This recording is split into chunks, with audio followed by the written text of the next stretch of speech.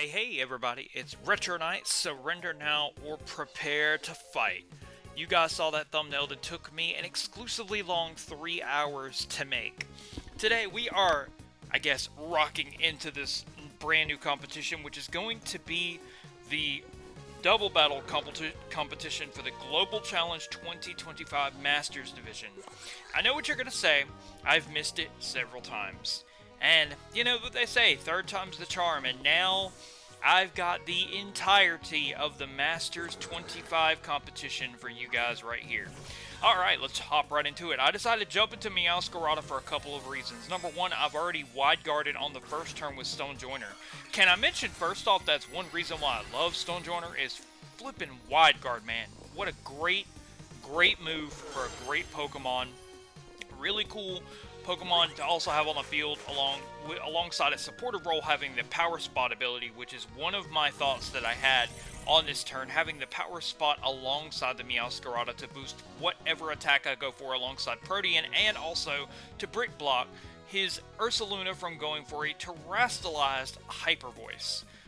It works out, he goes Helping Hand and the Hyper Voice, and he doesn't get up the Trick Room, so, you know, we are good.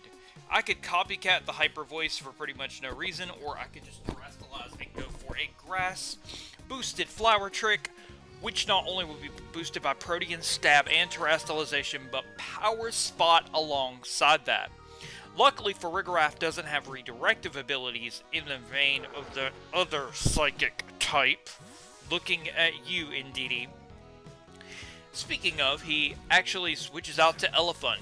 You know, Elephant the elephant. That's not an elephant, that is a cotton ball. A 90s game reference from the board game. Anyways, we're going to go ahead and terrestrialize Meowscarada into the Grass typing. That's going to give us more power alongside our Flower Trick ability boosted by the Power Spot. And we'll see what the Ursaluna wants to go for. I'm assuming it's just going to be a terrestrialized Blood Moon, just to guarantee to take me on. I know even with a critical hit, Grass Terrestrialization and Power Spot and Rock Slide.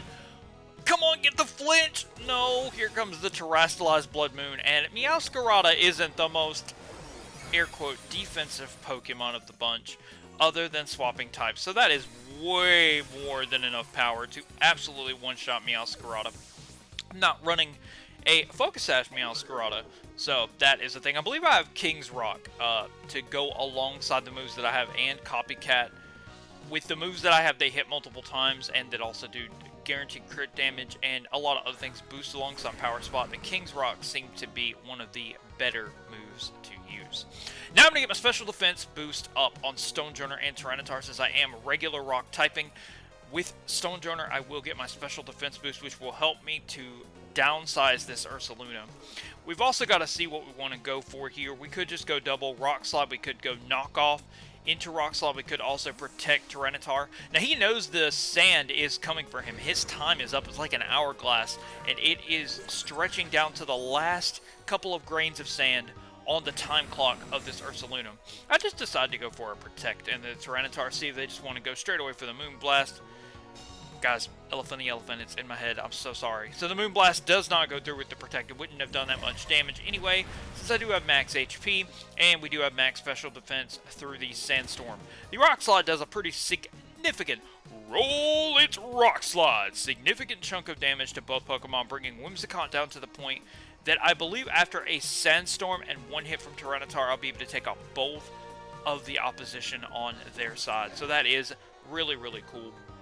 And Rock Slide is just really, really good alongside a second Rock Slide to boost with the Helping Hand, or I'm sorry, the Power Spot that I have current on the field with Stonejourner. You'll notice I like to use a lot of Pokemon that just have a lot of necessity presence. What I mean by that is they are powerful regardless if they're doing anything on the field. The fact that they are on the field, whether they be Bruxish for Dazzling to block priority attacks, whether they be Stonejourner to be Power Spot to boost my allies' power levels. It's over, none! Sorry, I'm watching DBZ Abridged. That came out of nowhere. Dragapult is going to come in right here, and I'm pretty sure that I can deal with Dragapult. I will say one thing I have noticed throughout this tournament, a future me talking here. Choice banded terastallized Dragapult is the most frustrating Pokemon I think I've ever had the displeasure to actually meet. Anyway, now he clears off my special defense boost by going for the Sunny Day as the Outrage goes into the Stonejourner now. I actually do have Focus Sash Stonejourner, so as long as I've taken no hits, I'm not worried about anything this thing can go for. A super effective stab knockoff not only gets a crit for massive disrespect, but that stab attack is more than enough to wipe that smug look off that Mr. Jetlag's face, Mr. Dragapult. That was ready to come in probably with a choice banded Outrage to weaken me down that he could set up Tailwind and go to town with his Ursaluna. But there's a problem with that. Even though he does have the special defense boost negated by the sun, I still have Rock typing. And Rock typing still takes very little damage from normal type attacks. However, unfortunately for me, Earth Power is also on the major sets of Ursaluna Blood Moon. As he sets up that Tailwind, we're not having fun, okay? Elephant the Elephant is not as fun as it was as a kid. Earth Power coming into the Tyranitar that I protected. The Sand may not be up, but you are only normal type, and you have very low HP, and neither one of your Pokemon can withstand a full power stabbed Rock Slide from my man, Stonejourner. I guess you can say he rocked your block off. Sorry, I'll be here all week. That was a bad pun. That was bad. That was a very, very jagged pun. But that is a win on the board for us versus Excel Krunix as our first battle of the new competition rocks on. We are, God, the first battle into this competition. And I'm glad I introduced the competition with Bombirdier, and I'm glad I brought that video with Corey to introduce Bombirdier, to introduce the entire team to you, because I think that was a cool way to kind of bring the team together. Talking about the team a bit more, I really didn't get to do that in the last video. We've got the Instruct shenanigans that work alongside those Rock Slides to give us that double Rock Slide presence alongside Instruct. And our next battle here is up against Fred. And Fred is not playing around. That's another Pokemon in the Global Challenges I have been terrified of, with Hisuian Typhlosion alongside the Sun with Torkoal, but he doesn't have Torkoal, so that's okay. But what he does have is Indeedee and Sneasler. So that sets up that Psychic Seed combination. He has Crocodile that I've seen with Moxie and Intimidate, as it's a really, really good check to Sneasler. Even if it's flying type, that Intimidate is so important after it gets going. Boosting that Unburden after you get that seed off, and then setting up the Swords Dance. It just gets out of hand and crazy really, really quickly. Trying to decide what I want to bring into this second match here. My thought process, you'll see that I continue to go between different scenarios here. I know I want Stonejourner because even if Bombirdier isn't locking itself into a move like Rock Slide, it is still indeed going for U-turns and parting shots, which are both really good utility moves to use earlier on in the battle before you get Bombirdier back into the fray. Those are very, very, very important. I don't actually decide to bring my captain this time, as Indeedee and Sneasler lead off the battlefield, as I lead off the battlefield with Annihilape and Tyranitar. I mentioned in the battle versus Corey that I'm running Annihilape very similar to how Necrostevo ran it in his draft league. Lots of HP, lots of attack, and then some defensive bulk, defensive and especially defensive bulk. I think my spread is actually quite weird. I'm going to leave it down below in the description. I got to go look for it. I'm hoping I still have the sets for this global challenge that are not just on my game, and I have them stored away somewhere. Anyways, we got an Annihilape leading off against Indeedee, and we want to go with Rage Fist. Also, Annihilape is one of the best answers and one of the best things to take a Dire Claw. I do realize that Dire Claw can put me to sleep and do other things to me. However, it's still a really, really good idea. I also kind of want to go into Ghost on the first turn for a couple of reasons. Number one, it forces him, if he wants to go for close combat into Sneasler right off the bat after he already got the boost with the Psychic Seed, then he can do that, and then that can just be negated and I don't have to protect. Because I'm already Ghost type, I don't have to worry about being faked out. Not that that matters. Although Sneasler does carry the fake out, And even if it didn't, it wouldn't matter. It wouldn't matter either way. So, we're going to go ahead and terrestrialize Tyranitar. We're going Ghost! As he decides to go into Fairy freaking... This is Fairy freaking tastic. So now my knockoff is not going to be super effective. It's not going to do anything at all. And I just decide to protect as he goes for Throat Chop into the oncoming Annihilape. And I really need to learn my types like I learned my speed tiers. Because what's really important is that Annihilape is actually not weak to the Throat Chop. I keep going again and again in my head thinking that it is weak to the Throat Chop, but it's not. So we do have that special defense boost, even though we are the Ghost typing and we don't take it super effectively because of the Dark typing. We do take it okay. The Dazzling Gleam doesn't do a whole lot of damage at all. I'm very concerned about Throat Chop and the Dazzling Gleam doing enough to knock out Annihilape.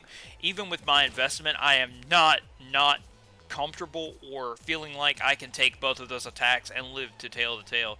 As they say, dead Pokemon tell no tales. And Annihilape is the epitome of a dead Pokemon. I mean, it literally is born from its enragement.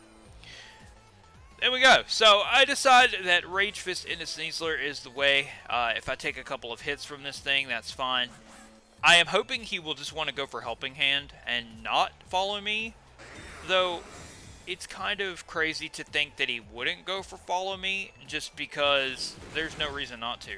That Third Chop doesn't do anything at all, as he now goes for Expanding Force. And that is very unfortunate because it is enough to knock out Annihilape from this range with the Psychic Terrain up. And you really don't see Expanding Force in DD a lot. There was a very... I would even go to say it's still a very strong rogue team at best, having the Armor Rouge with Expanding Force to work alongside Indeedee. And also having the Trick Room in the back, so you can kind of utilize Armor Rouge in different ways. You could utilize it to outspeed certain things in Trick Room, but you could also use its natural base speed to outspeed the things that you need to outspeed. So now I'm going to bring in Meowscarada here. I do not have Stonejourner with me. He did great in the first battle, and I was very impressed. Let's see, the last attack would actually be the Expanding Force. The thing about Copycat Meowscarada, and I mentioned this in my last video, is that Protect is a thing in doubles format. It's not a thing in singles format. I think it would be really cool in singles format to kind of catch some things off guard. It is cool when Pokemon don't Protect, because in this case I'm thinking, okay, I can use Expanding Force, get stabbed behind it, knock out the Sneasler, and do some decent damage to Indeedee, but he goes for Dire Claw instead, and that just one-shots me. And I was thinking, Copycat should outpace. I don't know why it didn't. He's fighting poison. Let me know in the comment section why that did not outpace the Sneasler down below. I'm very curious, because I feel like Copycat should have outpaced. Anyway, Shadow Ball comes through with a special defense as the Rock Slide takes out the Indeedee, and Sneasler is here. And Sneasler takes not very effective damage from Bombirdier. Bombirdier has no reason to lock into Dark-type moves, as it's a fighting Poison type, so it's going to resist that Dark-type attack really well. That being said, our best option here is to just use Rock Slide along speed and flinches to get ahead of the game, because while this thing does have extra speed, it doesn't have the ability to take me on one hit. I guess it could technically go for close combat, however, then the Rock Slide plus my attack from Tyranitar would wear him down. He has just the Typhlosion and this thing left, and I think he has Indeedee in the back as well. However, Indeedee is worn down to the point I could easily take it out. So I'm looking at this Typhlosion and I'm thinking, okay, even if it's Scarfed, I mean, I don't know if Bombirdier is naturally faster than Typhlosion. Spoiler alert, it isn't.